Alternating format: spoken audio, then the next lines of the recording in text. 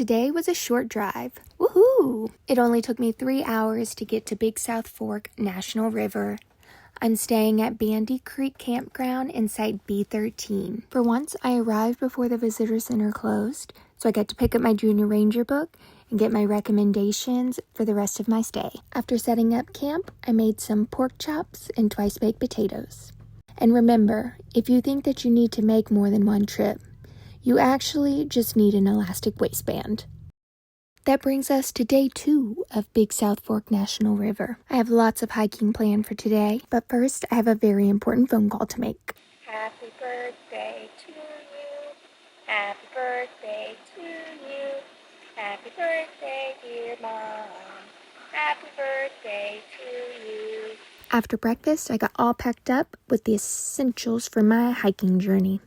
Unfortunately, the store was out of my usual sunscreen, and I got sensitive skin, so I am itchy. I will be hiking about 5 miles today, so I really want to make sure that I am fully prepared. Note to self, next time, go pee before leaving camp. It's gonna be a long hike.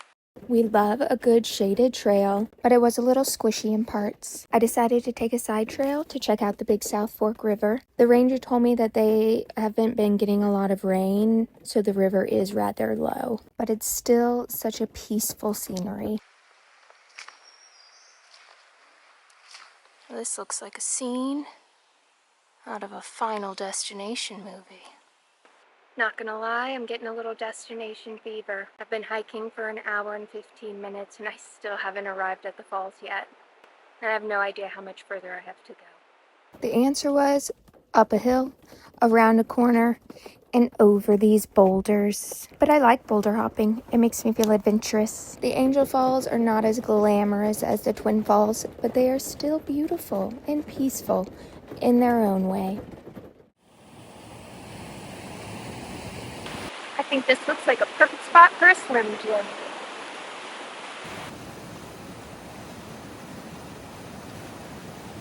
When I was out there, those clouds started getting darker, the wind started picking up. I still had 2 miles of trail to go, so I packed up my camera, I put it in gear, and I hiked 2 miles in 31 minutes. I definitely need to stretch tonight. The sky started clearing up, and I still had one more thing to check off my to-do list. So I drove up the mountain to the East Rim Overlook, which looks out on the Cumberland Plateau and the Big South Fork River.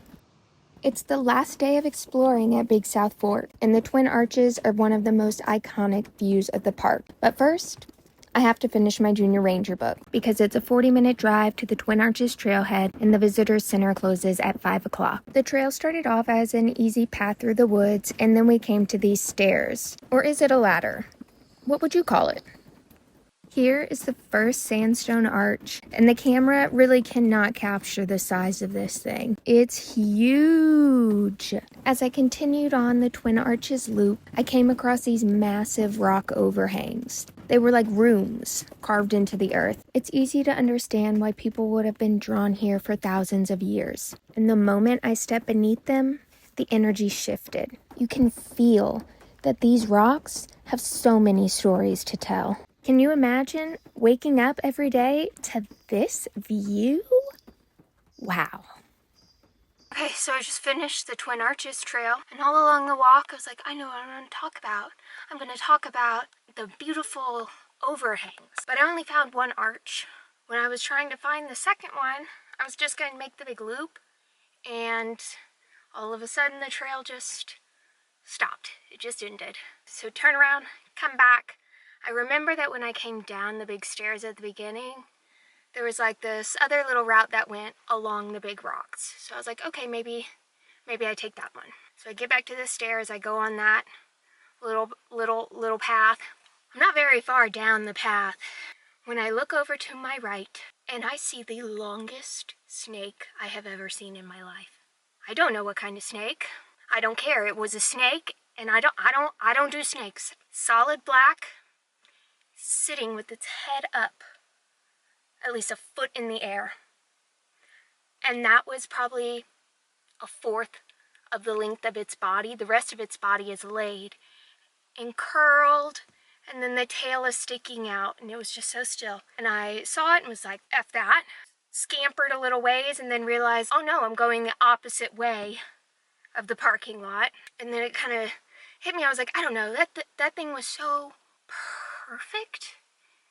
Too perfect to be real. Maybe somebody just put it there as like a joke. So I stopped and I turned around and it was a good distance away. And so I looked at it and then that motherfucker jumped, went off the opposite way. So I just sprinted all the way back, all the way up those steep stairs. And then once I reached the top of the stairs, I had to stop because I was wheezing. And then I caught my breath a little bit and then I came back to the car and I was like, all right, we're only gonna see one arch and that's okay. As I was turning on the road to my campground, I saw a bear, and I was so excited, probably because I was in the safety of my truck. After my shower, I decided to try out my portable washing machine. The idea, fantastic. The execution needs work. I did too many clothes and too much soap. 2 rinse cycles wasn't enough to get all the soap out. Today I am leaving Big South Fork National River. This is my last stop in Tennessee. Here's my magnet. And here's my Junior Ranger pin. Yay. I did finish my bunny. I need to add a ribbon bow tie, but I didn't bring ribbon with me, so I'll do that when I get back. But look at her. I think I shall name her Glinda.